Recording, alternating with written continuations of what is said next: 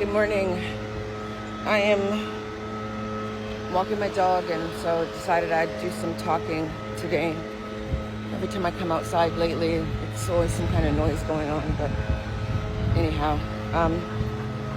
So today I was thinking about, I know a lot of people have asked me or are curious about how this even happened. How did I, become alienated from my children? And I mean, I guess the simple answer to that question is that I left a relationship with a narcissist in 2004. And that's like over 20 years ago. I didn't even know what that was.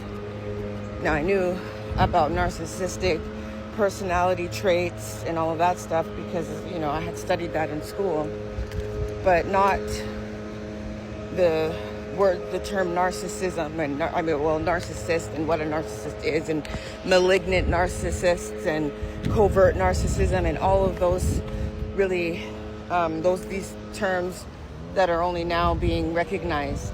I had no idea what that was, and so I didn't even know what I was dealing with. So that's pretty much the simple answer. I just did not know, and I was not equipped to fight a narcissist. And I also was, I'm the black sheep of my family, the scapegoat of my family. So I didn't have any support in that way either. So that's pretty much how it happened. And then maybe I didn't fight as hard as I should have or could have, but I just didn't have it in me. By the time we got to a place where he had the temporary, he only really ever got temporary custody. He didn't get full custody. He got temporary custody, and then he took off with that. But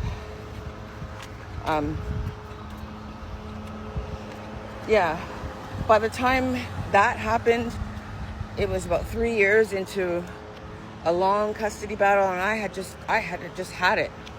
I was done. All of this time I had to be expected to maintain a job. I was working. I had to maintain a home. And so, it was just really hard to keep fighting.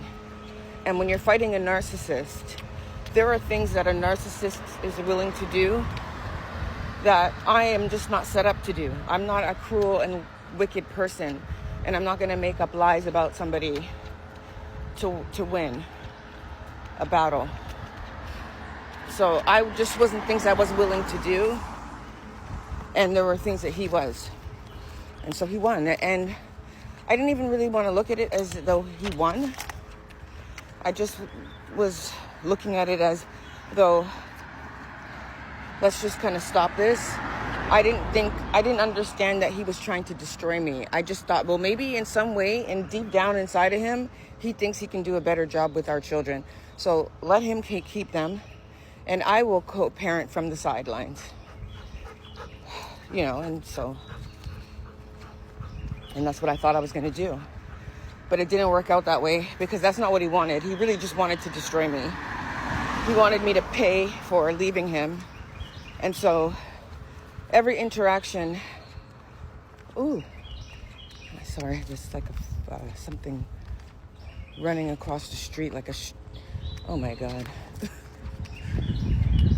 We're gonna see what this is. Like a fox just ran across the street and then got my dog. Anyhow, I lost my train of thought. Good morning. Good morning.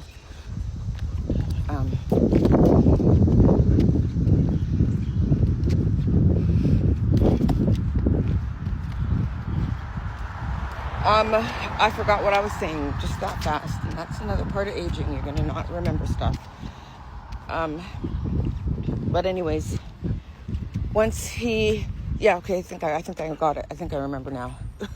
So once he got the kids, and there was no co-parenting that he wanted to do. He just wanted to make my life miserable and terrorize me.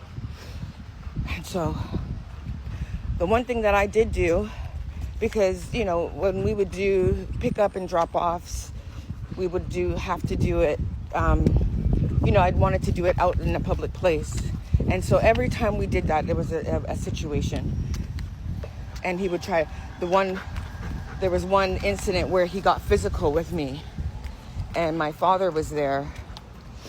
And my father said, you know, I'm not coming back to any of these exchanges because I'm not trying to go to jail, you know, over this. And I understood that. I mean, nobody wants to put their livelihood in jeopardy.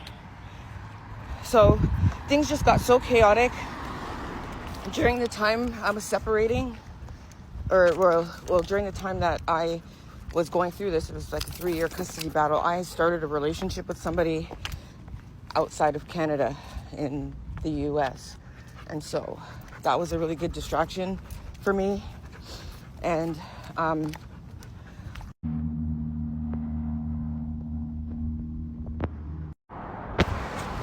okay, my video cut off. I was talking away. I had no idea that it had stopped recording. So I'll have to stitch it together afterwards. But I think I left off where the video cut off, where I was saying that I met somebody and that was a great distraction.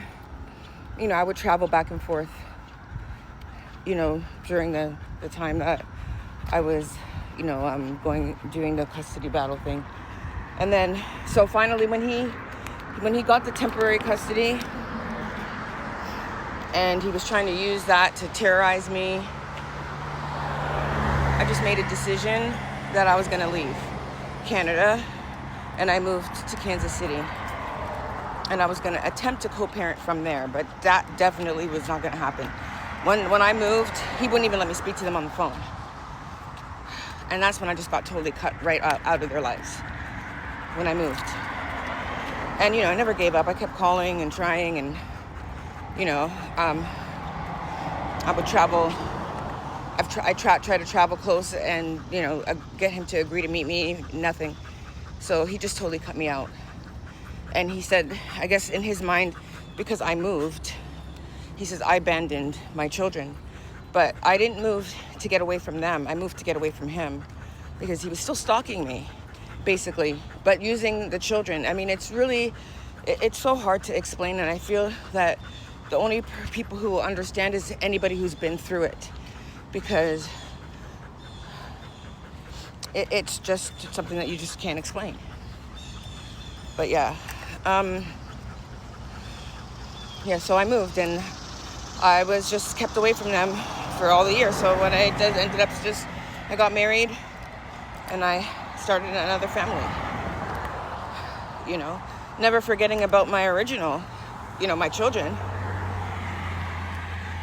But I needed to move on, because if I had allowed it, he would have been still to this day bothering me, I'm sure, in some way. I mean, even though he is, in a sense, indirectly, because when I have attempted to reconnect with my children as adults, he still basically threatens them that if they have a relationship with me, that they cannot have a relationship with him.